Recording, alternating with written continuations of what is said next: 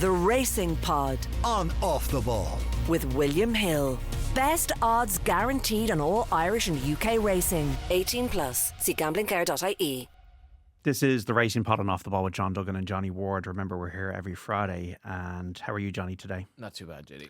So we'll start the conversation with the news that puts everything in perspective, to be honest, when it comes to the sport. Our thoughts are with the Cork jockey Michael O'Sullivan, who was airlifted to hospital following a serious fall at Thurles yesterday. Michael was stabilised at the racetrack. The meeting was abandoned. The Irish Horse Racing Regulatory Board have issued the following statement today. Michael's in intensive care at Cork University Hospital, being treated for his injury sustained at Thurles yesterday. He's receiving the best medical care. Michael's family wish to express their gratitude for all the well wishes. The statement from Dr. Jennifer Pugh, the IHRB Chief Medical Officer. So Michael, a really talented rider from a racing family. He graduated with an honours degree from UCD in agricultural science, and then he was turning pro after his point-to-point career. And then on the first day of the Cheltenham Festival 2023, rode 2 winners, Marie Nationale, you might remember, and Jazzy Matty. He's ridden 14 winners this season, 2 in Britain, 1 in France as well. This is a really upsetting news. Jockeys received the very best of care, as we know, but this is a sport which unfortunately contains an element of risk. Nobody wants to hear these stories. Nobody wants to report on them. It's tough for everybody involved in the racing community, and that community will always rally Johnny around times like this. But it's tough to be even talking about this. Yeah, very much so, JD. Yeah, we're recording this on Friday afternoon, and I was actually away, just coming back out of the country yesterday, and the first thing I noticed was that racing had been delayed, and then somebody got in touch with me and spoke about Michael, and Michael had been riding a favourite in the race, and it's unusual in the sense of the time of year that the ground is quite quick for early February. It is quite quick, and it was a dramatic race because there were a lot of horses in contention at the last, and then the incident happened. Racing was called off because I understand just didn't have the replacement kind of emergency team there for anything to happen. So that, we see horses and jockeys fall every day of the week and all of that, but it was obviously apparent that Michael was in a bit of bother. And now we're sort of around 24 hours after the incident, and you can tell from the racing fraternity on social media and people I spoke to last night that everyone is thinking of Michael. I was at Down Royal, I think it was the last race meeting I was at Down Royal, and Michael rode a winner for Tony Martin, Young Lucy, and he gave it a beautiful ride, typical of, I think the way you spoke yesterday, typical of his lovely, kind style on a horse. And he's actually just gone freelance. So I was actually at Down Royal, so I spoke to him after the race. It was his most recent winner, and he was really positive about going freelance and the opportunities. Michael's very, very talented rider, and Willie Mullins would be among those to appreciate the talent that he has. His uncle Eugene is obviously a well-known trainer. Your cousin Maxine, brother Alan, and as you say, he went down the ag science route in college, and he's from a farming background. And I remember him telling me about how he was.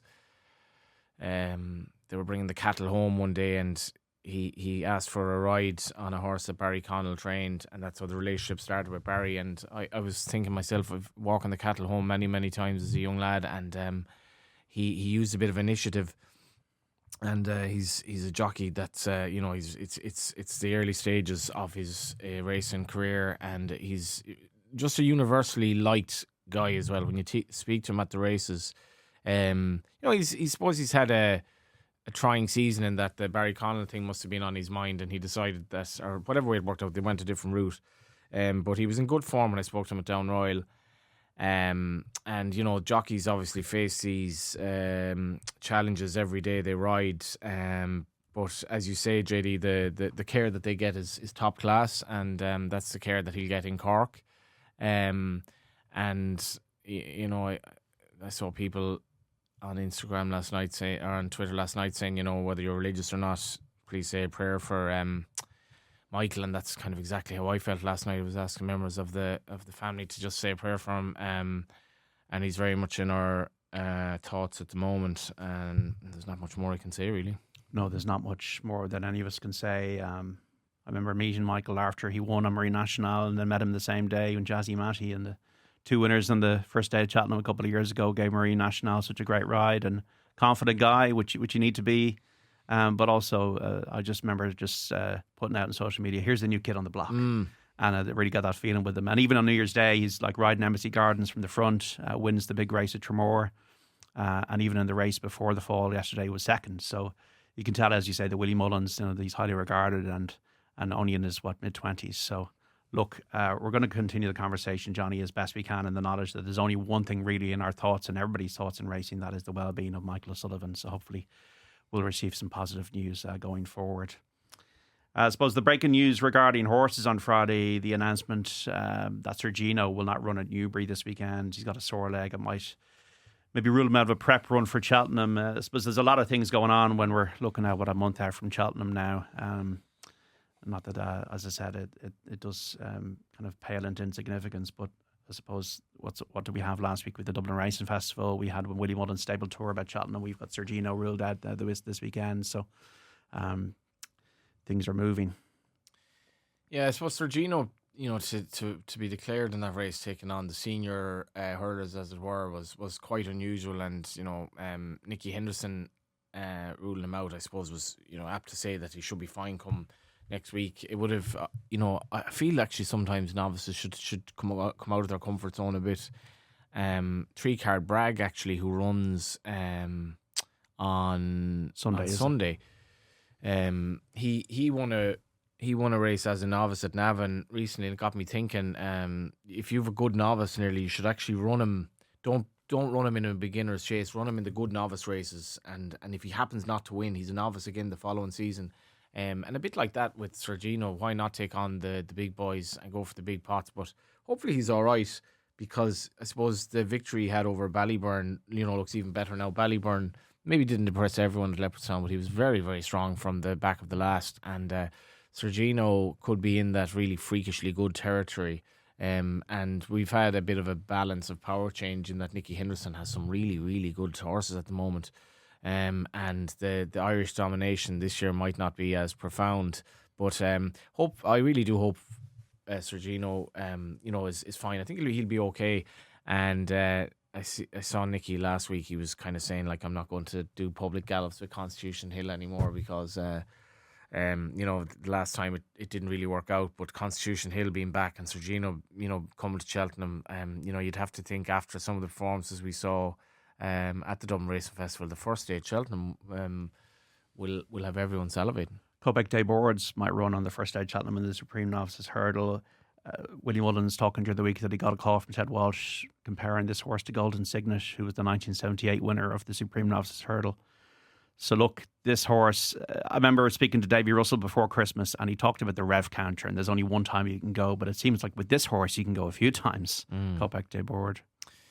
Yeah, and he's owned by a bunch of lads close to where Michael O'Sullivan's from, actually, in real National Hunt heartland. Every time I go to Mallow Racecourse, and you see how much it's complete National Hunt country, and when there's a flat meeting on, people don't take to it at all. And the lads are from Fermoy that own him, and it's a good story, because this doesn't happen that much in racing anymore. I think he was bought almost on spec, because the main owner had a horse, a Willie, before, and he liked the sire. He liked something about this horse that brought back the other horse to him. And his jumping was, I'd say, 3 out of 10 the last day at Leopardstown at Christmas. And it was hard to know how he would stack up taking on the top novices.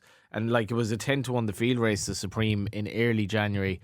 And then Salvador Mundi came along. But this guy looks to have incredible engine. And he's absolutely, I do like that idea at Cheltenham. I remember going over when Dunguib was odds on in the Supreme, and I remember being in the bars at Cheltenham the night before, and the more ale you had, the more of a certainty he was. And of course he was beaten, but it's great to have that hype horse in the Supreme. He was a certainty in the bumper. He was a certainty in the bumper, yeah, and he was a very backable price in the bumper. He wasn't so much backable price in the... No, he was odds on in the Supreme. But you want that kind of horse, and you want the first day at Cheltenham to have that real, buzz you get when that kind of hype horse comes to the second last, travelling well. And I don't know where the ceiling of this horse ability is. There were some horses at Final Demand was sensational. I thought. Yeah, Blood Devassi as well was second to Romeo Coolio and then beaten 39 lengths by Quebec de Board. So that says something. Galopin des Champs is going to go for 3 Cheltenham Gold Cups. William Mullen says the best horse he's ever trained over fences, which means that he's better than Florida Pearl. Yeah, there's no doubt he's better than Florida Pearl. And in fairness, Florida Pearl was maybe more of a not quite getting the 3 miles too, but I was only at Willie's for a Dublin Racing Festival gig. Like, it feels like less than a week ago. I think it was about 2 weeks ago, but he's obviously had the media over again. Somebody messaged me on the day, were you missing in action at the Willie Mullins tour? And I had to kind of think, God, was I supposed to be there that day? But he's great with the press, and he's some team for Cheltenham. Like Galopin des Champs, like I was away, as I say, for the Dublin Race Festival. It was incredible the amount of people around the ring. And there's a photo I think I was taking one of the Healy's took at Healy Racing of these people of a good age, like trying to pet the horse as he came in. It's fantastic to see that. People spoke a lot about Denoli and him winning at Leopardstown that day, but like it's rare you see horses get that adulation that he got when winning at the Dublin Racing Festival. And he's an incredible racehorse. I was lucky to see him in the flesh at Willie's before the Dublin Racing Festival, and maybe Cheltenham's not his ideal track. That's speculative. Maybe Leopardstown's his ideal track, but it's kind of hard to see. Very hard to see. Obviously, we've horses fallen by the wayside as well that were supposed to take him on, and what looked a Gold Cup of the Ages earlier in the year now looks a 1-horse race. Only 4 horses have won 3 Gold Cups. Golden Miller, Cottage Drake, Arkle and Best Mate. So I was looking through the field of 15. Maybe Banbridge, the only one that kind of came to my mind. Good ground. If they rode him to stay, that's the only one I could think of could beat him. The only horse that could possibly beat Galopin des Champs is Galopin des Champs himself. Yeah, and he's had a tough. He's not that he's been running every day of the week, but these top class staying chases are very, very hard on horses, and they don't stay going for very long, and he has done it. I actually don't feel that Fact File ran at all badly at Christmas, and I know you could say, well, he couldn't even get second, or at the Dublin Race Festival, but he's learning on the job. He's a Cheltenham winner. If I were JP McManus, I'd be inclined to go for the Gold Cup. There's no comparison between the Gold Cup and the Ryanair for me. You can't be afraid of one horse as well, and Galopin des Champs. You never want a horse to fall, but he has fallen once at the Cheltenham Festival. Solness, is he now firmly in the champion chase picture for you? Yeah, I think 2 Grade 1 wins. Yeah, and I suppose maybe a bit lazy. I said at the Dublin Race Festival, I didn't feel there was maybe, I don't know, was it the price at Christmas or what it was, the fact that he looked a fairly exposed handicapper. I didn't really give him the respect he deserved at the Dublin Race Festival.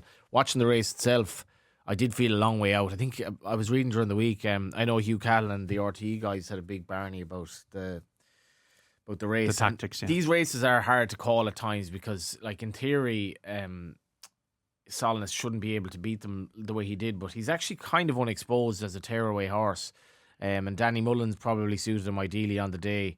Not to say JJ Slevin wouldn't, but Danny got a good tune out of him. But I never got the sense. I tipped Marine Nationale. But he ran well, and I think that he's coming very well. He's coming to himself. I feel ahead of the spring festivals. I never really felt he was going to, and I actually felt he found more nearly than I thought he would. And as you say, he is coming to himself. I never really felt he was going to get him. I think it'll be different at Cheltenham. If Marine Nationale comes up and it's good to soft ground, I feel he will have a good chance of first in the form. But a lot of kudos to Joseph O'Brien. He doesn't really train that many jumpers, but this horse has sort of been turned inside out.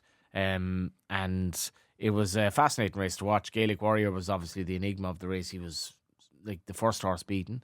I don't know where they're going with him now, whether they'll go back to the drawing board with him, but it was a hell of a performance from Solness. I don't think he'd be good enough to be John Bond, to be honest, but maybe I'm wrong. Nice. On Saturday, we have a Mares Chase, the Opera Hash, Allegory Devassi and Dino Blue, probably the 2 of the 3 to be looking at. Allegory Devassi won well at Ferryhouse on New Year's Day and won the race last year, so she might be the one to beat. And then on Sunday at Navan, we've got the William Hillboyne Hurdle. Meet and Greet won nicely at Christmas at Limerick and has his chance, as does the Devil's Coachman now, back over hurdle, second in the Galmoy Hurdle, and is, of course, winner.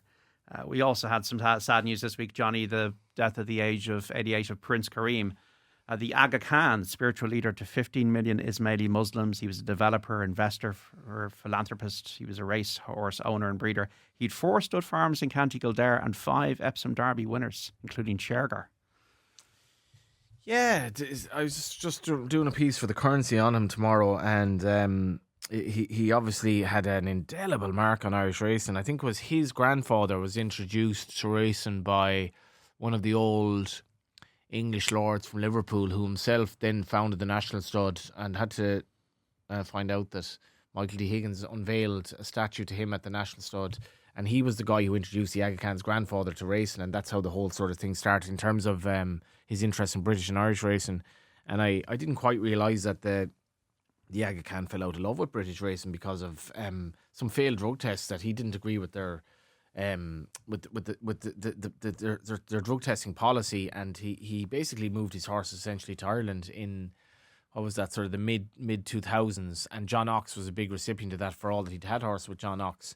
And then you obviously had, like, the Shergar story is just incredible when you think about it. I mean, there's even the story that, you know, the I suppose all of the Shergar stuff was just so mad at the time. You're trying to put yourself in early 80s Ireland when it was a massive PR own goal from the IRA in the first place, because I think they underestimated how popular Shergar was, and obviously whatever happened to him. But it was an incredible story at a time when Ireland was very a lot of immigration, and he was a sort of a national icon. But I suppose the race that sticks out for me, I wasn't even born around for Shergar, but the race that sticks out for me was Dalakani at the Curragh when he rocks up against Azamore and. It's not Alamshire, rather, and Johnny Murtagh outrolled Christophe Soumillon. I spoke to Johnny Murtagh about it. Fran Berry's words were he robbed the race off him, but it was a real 4-7 against 4-1. And Alamshire, as much as he was a good horse, and he did win the King George afterwards, he didn't have Dalakani's quality, but it was a case of Christophe Soumillon came to the Curragh and he just didn't know the track. And Murtagh speaks in the piece about how he arrived with Soumillon came over with the entourage, and he was coming over from France with the Aga Khan, and expecting the prince to be crowned, but Johnny Murtagh he just sort of you sensed he rode the Curragh like he knew it a lot better than Soumillon, and it was a brilliant race to watch. And as Fran Berry pointed out to me in the piece, he's like, it's fanciful to think that you'd have that now, not to mind the French champion coming over, but the Aga Khan running the favourite and second favourite against each other in the Irish Derby. And another thing I didn't notice was it was the record crowd for the Irish Derby that for the Curragh full stop was the 2003 Irish Derby. Wow, it was 42 years ago tomorrow that Shergar was kidnapped. And it was a strange timing around the Aga Khans. February, yeah. Sindar as well. I mean, an amazing horse, won the Derby, first Irish Derby winner for 16 years in 2000, then went on to win the Arc in the colours of the Aga Khan. And Johnny Murtagh, John Ox. Then you had obviously Harzand, the late Pat Smullen riding him under Dermot Weld to win. And only last year, Dermot Weld again as Aaliyah. Yeah, winning the Oaks, and Dermot Weld having never won the Derby. And Dermot Weld actually had more winners for the Aga Khan than Johnny Murtagh last year. By one, I think Johnny Murtagh had more horses. And there was another strange timing of it that Michael Halford announced that he was leaving the training ranks during the week. And Michael Halford would be sort of, along with Tracy Collins, was the third trainer for the Aga Khan. But I mean, the Aga Khan, he was the head of, and now his successor is the head of a religious sect of sort of 15 odd million people, and incredibly wealthy man and all of that. So you can obviously say, any sort of philanthropy has to be put in the context of somebody who's a billionaire or whatever. But speaking to people in racing, and particularly Brian Kavanagh, what the Aga Khan did for the Curragh, the Aga Khan would have come over to Giltown as a youngster away from his studies during the summer. And I suppose these are the formative years, and he did fall in love. He did really love Ireland. He loved Ireland. He loved the horsemen over here, and he loved the Curragh. He really wanted the Curragh to be the race course to match the racetrack. Will there be a continuation then of his investment? Yeah, so Will Princess his family Sarah, continue? who's actually his eldest child, I think, she's sort of, Cam was 88. I think she's 53 or 4, but she's been sort of overseeing things with Pat Downs in Giltown. And you have to remember, they've Seed the Stars and they've Sayuni in France, so they've two of the best stallions around. So I feel it'll continue on. May he rest in peace. Johnny, thank you today. Thanks, Judy. Not a usual racing pod. We're going to wrap up the conversation here. We'll have more details and news over the weekend, and hopefully some positive developments and news on Michael O'Sullivan here and Off the Ball over the weekend. The Racing Pod on Off the Ball with William Hill. Best odds guaranteed on all Irish and UK racing. 18 plus. See gamblingcare.ie.